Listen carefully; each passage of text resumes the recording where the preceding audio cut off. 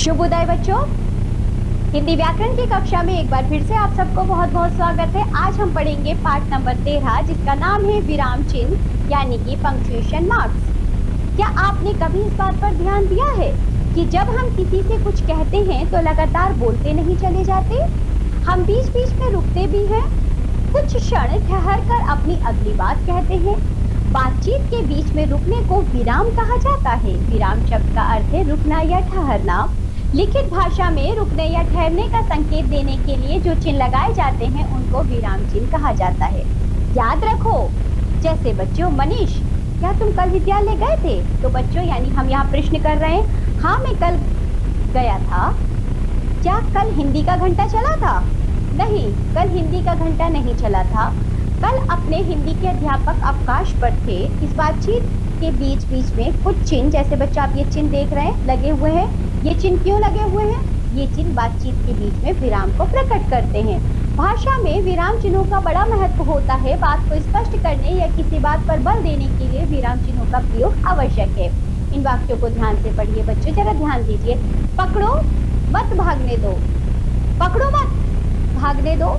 तो बच्चों दोनों का अर्थ अलग अलग हो गया। एक में हमें पकड़ने को कहा जा रहा है, एक में पकड़ने को मना किया जा रहा है। दूसरा देखिए बच्चों उदाहरण, बैठो मत जाओ, मतलब बैठना है जाना नहीं है। बैठो मत जाओ, बैठो नहीं जाओ यहाँ से। इन वाक्यों में एक छोटे से विराम चिन्ह से भी वाक्य का अर्थ बदल रहा है। यदि इस विराम चिन्ह को हटा दिया जाए तो वाक्य का अर्थ स्पष्ट नहीं हो पाएगा। हिंदी में प्रयोग होने वाले विराम चिन्ह नीचे दिए गए हैं, जैसे कि बच्चों अल्प विराम जो कि एक कॉमा होता है, पूर्ण विराम एक लकीर होती है, विस्मयादि बोधक चिन्ह बच्चों नीचे देखिए ऊपर एक डंडा और नीचे बिंदु होता है, प्रश्नवाचक या प्रश्न सूचक चिन्ह बच्चों यह देखिए इस तरह से होता है, आपको दिया गया। पहला चिन्ह पढ़ते हैं हम अल्प विराम। जब वाक्य के बीच में थोड़ा रुकना आवश्यक हो तो वहाँ अल्प विराम चिन्ह लगाया जाता है। जैसे राम, लक्ष्मण, भरत और शत्रुघ्न 4 भाई थे। राम, सीता और लक्ष्मण वन को गए। रो मत, चुप करके बैठो। मैं आया, खाना खाया और सो गया।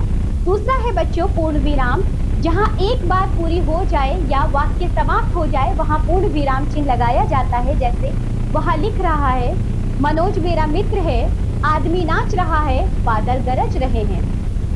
तीसरा देखिए बच्चों विस्मयादि बोधक चिन्ह। जिन वाक्यों या शब्दों के द्वारा आश्चर्य, दुख, घृणा, प्रसन्नता आदि के भाव प्रकट होते हैं उनके अंत में विस्मयादि बोधक चिन्ह लगाए जाते हैं। जैसे आहा जीत गए, छी छी मुझे गाली मत दो, वाह कितना अच्छा मौसम है, आह वह मर गई।